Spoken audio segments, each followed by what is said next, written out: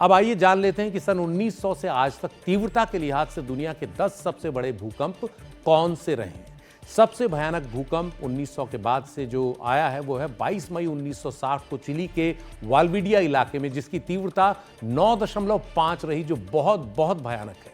उस भूकंप में 1650 से ज्यादा लोग मारे गए थे, 3000 से ज्यादा घायल हुए और 20 लाख से ज्यादा लोग विस्थापित हुए थे।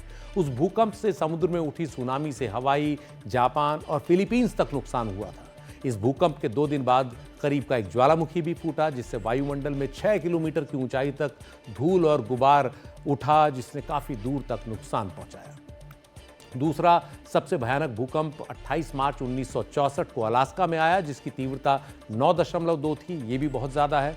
चिली के मुकाबले इससे नुकसान कम हुआ, क्योंकि जहां ये आया वहां आबादी बहुत ही विरल थी, कम थी, लेकिन इससे उठी सुनामी से करीब 125 लोगों की जान गई।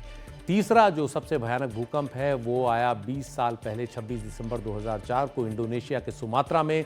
इससे भी भयानक नुकसान हुआ, करीब 2,28,000 लोगों की मौत हुई। इससे उठी सुनामी ने दक्षिण एशिया और पूर्वी अफ्रीका तक समुद्र तट से लगे 14 से अधिक देशों में तबाही मचाई।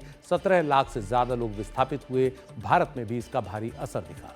चौथा सबसे भयानक भूकंप 11 मार्च 2011 को जापान के सेंदाई इलाके में आया। इस भूकंप की तीव्रता 9 रही। इससे भी भारी तबाही मची। समुद्र में सुनामी उठाई, 10,000 से ज्यादा लोगों की मौत हुई। समुद्र का पानी घुसने से जापान में फुकुशिमा न्यूक्लियर रिएक्टर हादसा हुआ, जिससे निपटना जापान को भारी पड़ा।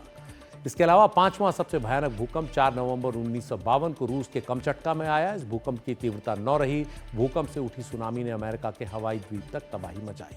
ये भूकंप बड़े जरूर थे, लेकिन कुछ में तबाही कम हुई, क्योंकि रिहायशी इलाके में से ज्यादा थी। तबाही वहां ज्यादा होती है जहां रिहायशी इलाके ज्यादा होते हैं।